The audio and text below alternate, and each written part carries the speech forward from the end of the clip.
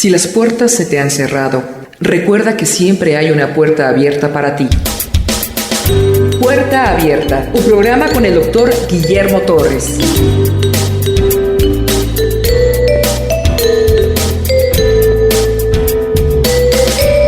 Pedro y Juan levantaron a un cojo con el poder del Espíritu Santo, y esto causó un revuelto entre la gente religiosa que dijo: ¿quiénes son ellos para levantar un cojo? Aquí en un momento dado, quienes tienen la autoridad de levantar un cojo, pues somos nosotros, saduceos, fariseos. Lo malo es que no pudieron. Tenían mucho conocimiento, pero no pudieron levantar un cojo. Entonces, como esto molestó a las autoridades en ese momento, lo llamaron a un concilio, a los dos, a Pedro y a Juan, y así comienza el capítulo 4. Hablando ellos al pueblo, vinieron sobre ellos, sobre los apóstoles, los sacerdotes, con el jefe de la guardia del templo, un sistema judicial que cuidaba el templo, y los saduceos, que eran gente que no creía en la resurrección, resentidos que se enseñase al pueblo y anunciase en Jesús la resurrección de entre los muertos. Y les echaron mano y los pusieron en la cárcel hasta el día siguiente, porque era ya tarde. Pero muchos de los que habían oído la palabra creyeron, y el número de los varones era como de 5,000. Vea lo que es el poder del Espíritu Santo en gente iletrada, porque casualmente la gente que siguió a Jesús no fueron religiosos catalogados como saduceos, fariseos, levitas, escribas. No fueron ellos, fueron gente común, del vulgo. ¿Cuál era el oficio de Pedro? Pescador, y Jesús le dice: te voy a hacer pescador de hombres. Hablando ellos al pueblo, los policías del templo, vinieron sobre ellos los sacerdotes con el jefe de la guardia del templo y los saduceos. Vino la autoridad máxima a hablar con estos dos hombres, porque están haciendo milagros sin licencia, resentidos de que se enseñase al pueblo y se anunciase la resurrección. Dentro de los mismos judíos había diferencias. Por ejemplo, los saduceos nada más creían en los primeros 5 libros del Antiguo Testamento, el Torá, y los saduceos no creían en la resurrección de los muertos. Mas no así los fariseos. Los fariseos sí creían en la resurrección de los muertos y en la vida después de la muerte. Había una divergencia teológica brutal en cuanto a la resurrección. No se presenta el grupo fariseo principal en el ataque a Jesús. Hoy, como se está hablando de la resurrección, el fariseo no se siente tan aludido. Mas no así los saduceos, que era el grupo de nobleza judía. Los saduceos dicen: estamos resentidos, enojados. Había 2 cosas que le había molestado: que estos hombres tuvieran poder para levantar un cojo, y segundo, que estaban en contra de su doctrina, la resurrección de los muertos. Empezaban a predicar de que Jesús resucitó, y eso iba en contra del grupo saduceo, que era el más poderoso entre todas las cosas.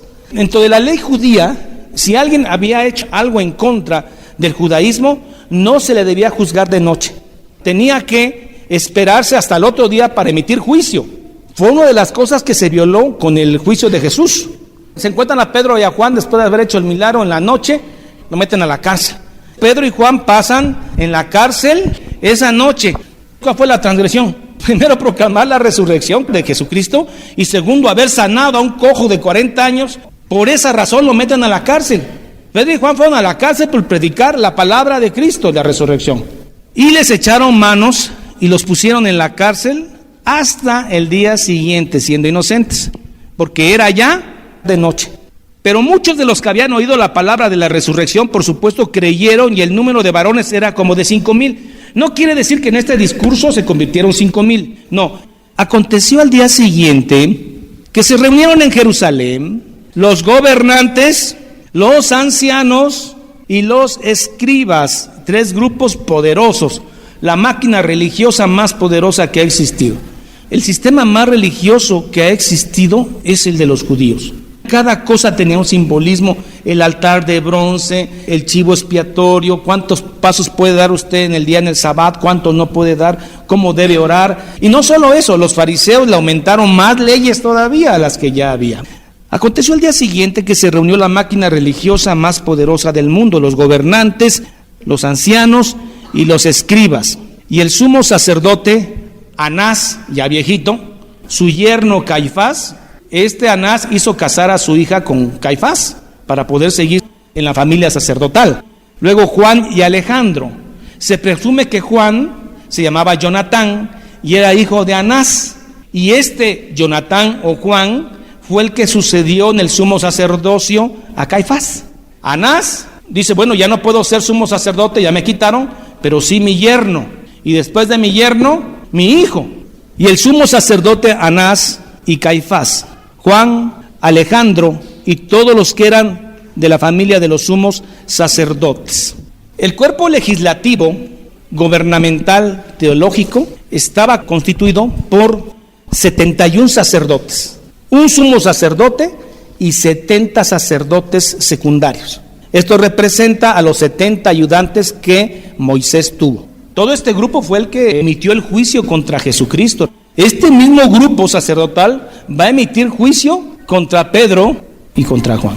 Caifás es históricamente célebre porque Caifás se enfrenta a Jesús y le dice, la pregunta clave, como no encontraron dónde agarrarle, le dice, ¿eres tú hijo de Dios? Y Jesús, tal como es Dios, saca una respuesta maravillosa.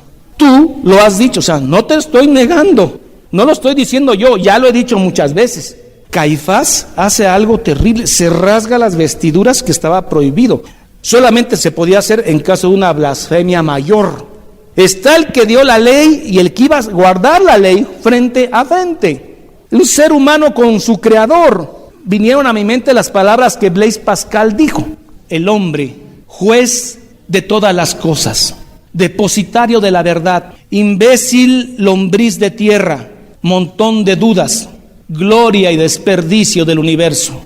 Ese es Caifás frente a Dios. Juez de todas las cosas. ¿Juzgamos todo? Depositario de la verdad, el que conoce a Jesús. Imbécil lombriz de tierra, montón de dudas, gloria y desperdicio del universo. Ese es Caifás frente a la gloria de Dios Jesús. Todavía un guardia del templo llega y le pone una bofetada a nuestro Señor y le dice, así se le contesta al sumo sacerdote. Nuestro Dios es un Dios de amor, humilde, hasta qué extremos llega por salvarnos a nosotros. Y el sumo sacerdote Anás y Caifás, Juan y Alejandro, Juan que era hijo de Anás, y todos los que eran de la familia de los sumos sacerdotes, 70 más 1, y poniéndoles en medio les preguntaron a Pedro y a Juan, ¿con qué autoridad, con qué potestad o en nombre de quién habéis hecho vosotros esto? Pedro no es el mismo antes del Pentecostés al después del Pentecostés. Pedro antes del Pentecostés es un hombre temeroso, con miedo. Después del Pentecostés es un hombre lleno del Espíritu Santo. Y mire cómo empieza a hablar con denuedo y poder. Entonces Pedro, lleno del Espíritu Santo, les dijo, un hombre iletrado va a hablar, gobernantes del pueblo y ancianos de Israel, puesto que hoy se nos interroga acerca del beneficio hecho a un hombre enfermo, ¿de qué manera éste haya sido sanado? Sean notorios a todos vosotros y a todo el pueblo de Israel que en el nombre de Jesucristo de Nazaret, a quien vosotros crucificasteis y a quien Dios resucitó de los muertos, por él, por Cristo, este hombre está en vuestra presencia sano. Pedro no empezó, bueno, yo no quisiera ofenderlos, antes que nada mis respetos como sumos sacerdotes, yo quisiera hacerles primero una reverencia antes de decirles con mucha humildad y respeto, no, a quien ustedes crucificaron. Oiga, decirle eso al sumo sacerdocio y al Sanedrín, eso es hablar con denuedo del Espíritu Santo. En el nombre de ese Señor al que ustedes crucificaron, que es mi Señor, este está sano. No importa si usted es abogado, ingeniero, si tiene estudios. Aquí lo que importa es el denuedo con que el Espíritu Santo te va a hacer hablar cuando tengas que hablar de Jesucristo. Es el poder del Espíritu Santo el que te hace hablar así. Si este mensaje dependiera de capacidades humanas, ya estaríamos fritos. Esto no quiere decir que no estudios. Una vez me senté con un hombre que iba a predicar. ¿Qué iba a predicar? No sé, lo que el Espíritu Santo me ponga. Usted es un flojo, no preparó nada. Usted debe prepararse. Si a usted le toca predicar ante un rey de esta tierra, no tenga miedo, porque el mensaje que usted va a predicar no es suyo, el mensaje es de Jesucristo. Y ese mensaje puede hacer temblar a cualquier rey de esta tierra. Y recuerde que ese mensaje no es con el poder suyo, sino que con el poder del Espíritu Santo. Miren cómo sigue diciendo Pedro. Y se supone que era iletrado. Este Jesús es la piedra reprobada por ustedes, los edificadores, la cual ha venido a ser la cabeza de ángulo. ¿Sabían de qué estaban hablando? Sobre la cabeza de ángulo se construía todo el edificio. Y en ningún otro hay salvación, porque no hay otro nombre bajo el cielo dado a los hombres en que podamos ser salvos. ¿Qué habrá pensado Anás y Caifás? Caifás había interrogado al que dijo que era Dios. Él verificó que lo crucificaran. Ahora dicen que resucitó. Él sabe muy bien que la piedra de la tumba de Jesús estuvo custodiada. Él sabía muy bien que pesaba 2 o 3 toneladas esa piedra y que había una guardia judicial. Sabía bien que los apóstoles tuvieron miedo y corrieron. Ahora se encuentra a 2 discípulos de ese que no apareció en la tumba y hacen un milagro y con valentía le dicen que él mató a Jesús, él y el Sanedrín. Este hombre jamás se convirtió al cristianismo, él siguió siendo. Entonces, viendo el denuedo de Pedro y de Juan y sabiendo que eran hombres sin letras y de vulgo, se maravillaban y reconocían que habían estado con Jesús. Había escuelas rabínicas. Es obligatorio que todo judío mande a sus hijitos desde chiquitos, 3 años, 4 años, a aprender el Torá. De tal manera que a los 6, 7 años, 8 años, un niño judío ya se sabe 2, 3 libros de memoria. Esas escuelas fariseicas eran muy exigentes. Entraban muchos, pero se graduaban muy poquitos. El maestro fariseo tenía un grupo como de 12 alumnos. Veía quién tenía capacidad, quién tenía inteligencia. Decían a alguien: ¿cómo te llamas? Juan, vete a casa y sé un buen pescador. ¿Sabían que el papá de él era pescador? No más estudio. A ver, Abrancito, vete a casa y sé un buen carpintero. No pierdas el tiempo, esto no es para ti.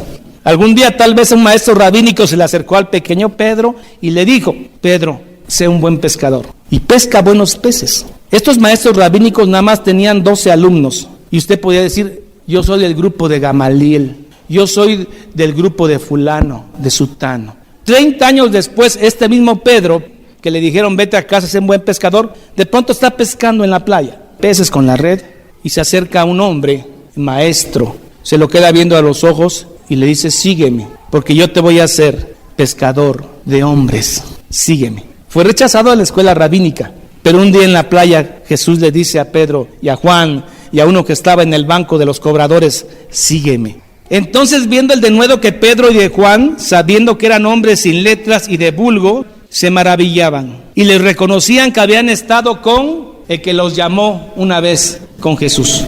Y viendo al hombre que había sido sanado, al cojo, que estaba en pie con ellos, no podían decir nada en contra. Entonces les ordenaron que salieran del concilio y conferenciaban entre sí. El concilio es un lugar donde estaban todos estos barbones como un tribuno.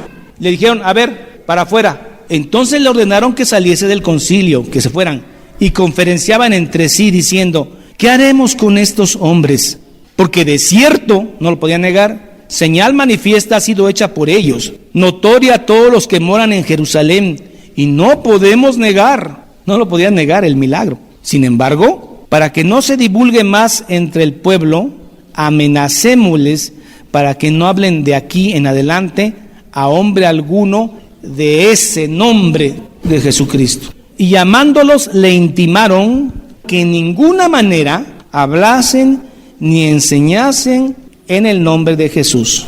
Ahora Juan ya tiene el Espíritu Santo. Vean cómo contesta. Mas Pedro y Juan respondieron diciéndoles: 2 puntos. Juzgad si es justo delante de Dios obedecer a vosotros antes que a Dios. La Biblia dice que nosotros los cristianos estamos sujetos a nuestras autoridades, a menos que una autoridad te quiera obligar a violar un principio bíblico. Entonces no estás sujeto a esa autoridad. Pablo dice: sí reconozco la autoridad, pero es necesario obedecer a Dios más que a ustedes, porque no podemos dejar de decir lo que hemos visto y oído. Entonces ellos hicieron 2 cosas: los amenazaron y los soltaron. Eso traduce frustración. Cuando no puedes retener a alguien, no lo puedes obligar a alguien, aunque sea lo amenazas. No pudieron contra 2 hombres iletrados, 71 sacerdotes. No pudieron. ¿Quién estaba atrás de ellos? El Espíritu Santo.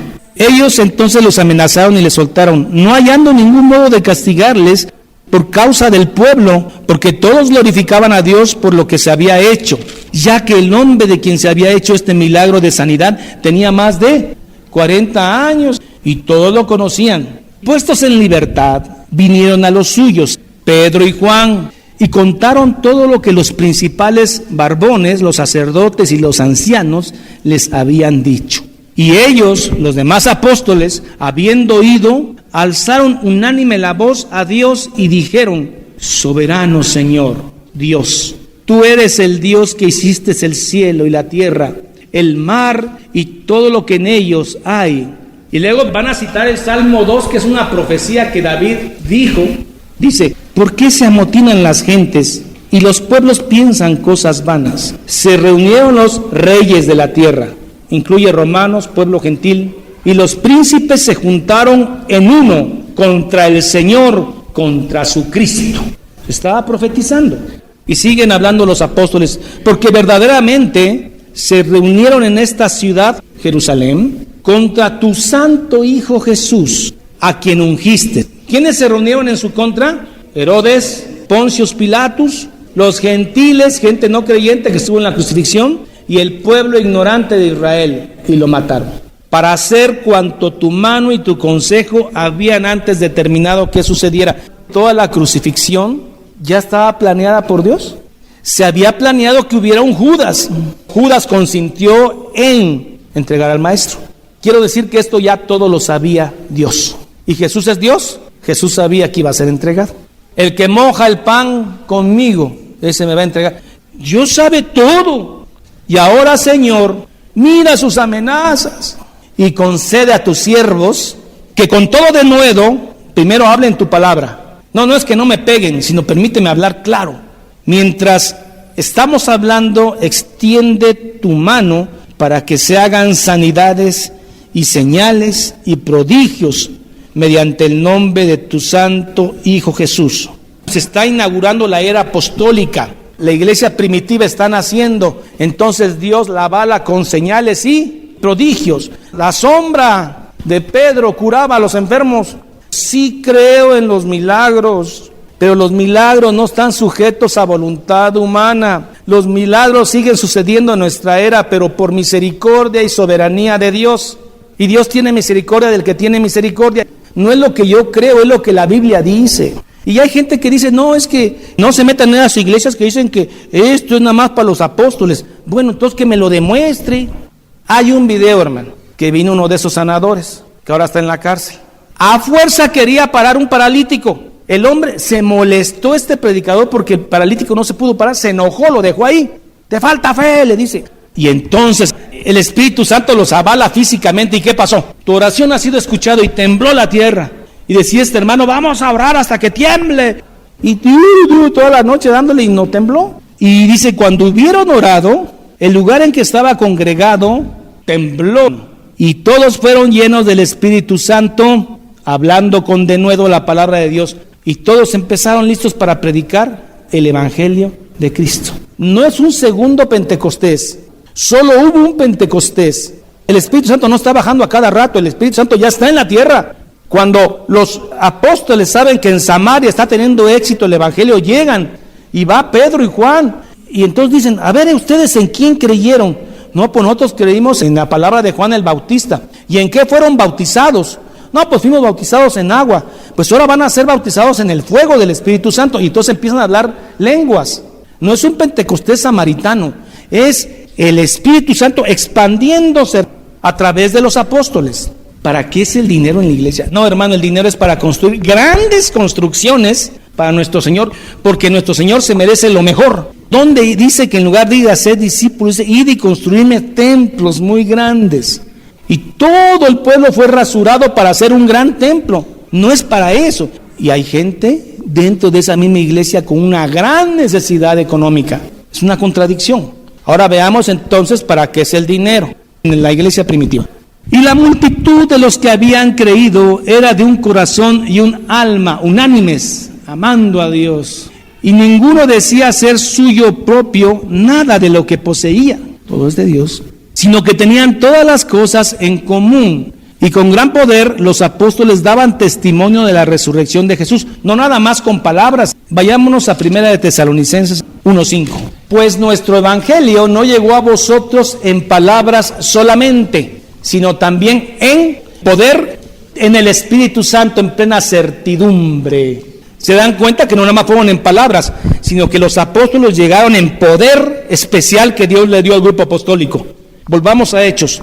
Y con gran poder los apóstoles daban testimonio de la resurrección del Señor Jesús, y abundante gracia era sobre todos ellos. Así que no había entre ellos ningún necesitado. ¿Cómo es posible que se levanten templos tan poderosos y la gente que asiste ahí tiene grandes necesidades? Hablo de necesidades económicas.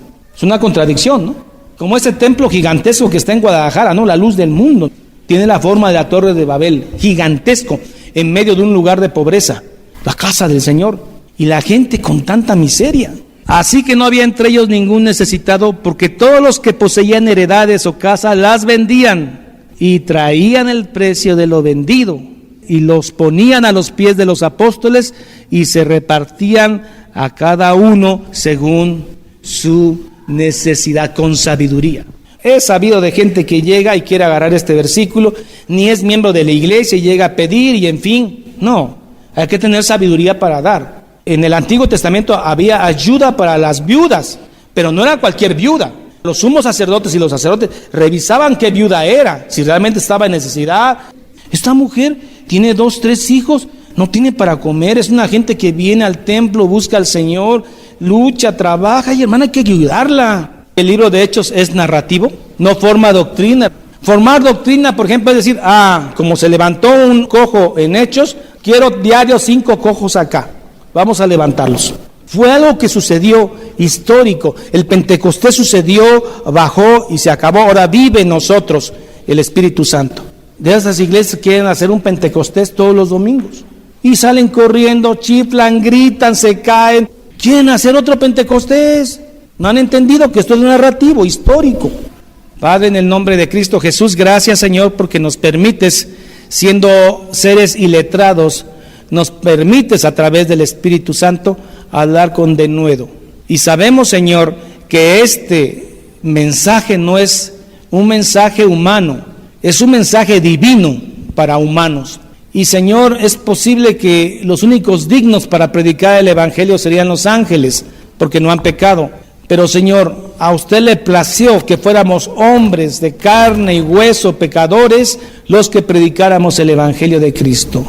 Sabemos que el Espíritu Santo nos llena y nos lleva a la santidad de acuerdo a lo que Él se ha propuesto. Padre bendito, gracias por el libro de Hechos que nos enseña cómo inauguraste la iglesia primitiva, cómo avalaste a Pedro y a Juan cuando estaban ante el Sanedrín, imponente, máquina religiosa, y su Espíritu Santo estuvo ahí, dándole poder de nuevo, tanto que se quedaban maravillados que hombres comunes y corrientes hablasen así. Señor, ahora nos toca a nosotros. Los apóstoles y los grandes mártires de la iglesia primitiva murieron. Hoy en esta generación nos toca a nosotros hablar con denuedo. Señor, ayúdanos a ser valiente ante un mundo de apostasía. Hablo de un mundo cristiano que ya no toma en cuenta tu escritura, solo recibe revelación personal. Pero usted le dio denuedo a los apóstoles. Esa valentía apostólica la pedimos, Señor, para predicar, guste o no guste, Señor. En el nombre de Cristo Jesús. Amén y amén.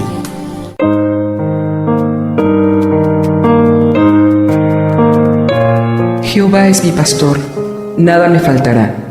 En lugares de delicados pastos me hará descansar. Junto a aguas de reposo me pastoreará. Confortará mi alma. Me guiará por sendas de justicia por amor de su nombre.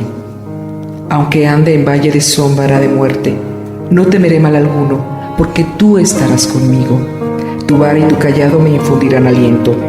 Aderezas mesa delante de mí en presencia de mis angustiadores.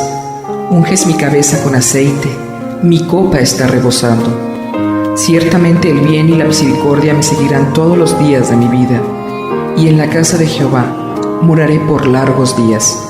Salmo 23. Esta es la paz que Dios te da a través de su palabra. Busca un grupo de personas que te ayuden a leer e interpretar la Biblia.